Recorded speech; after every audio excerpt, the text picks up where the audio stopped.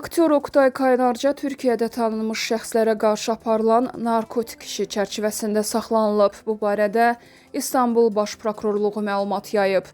Oktay Kaynarca bir çox məşhur ekran işlərində rol alıb.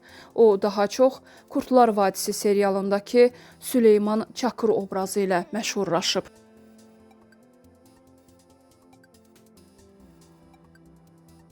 Paytaxtın Xətai rayonu Məhəmməd Hadi küçəsindəki səkidə asfalt qatı çöküb. Dövlət Su Ehtiyatları Agentliyinin ərazidə apardığı qazıntıdan sonra səkiyə asfalt örtüyü çəkilib. Bundan cəmi bir gün sonra yeni çəkilən qat tamamilə çöküb.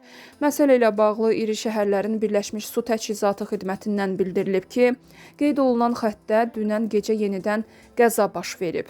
Operativ şəkildə müvafiq rayon su kanal idarəsinin qəza briqadası əraziyə cəlb edilib.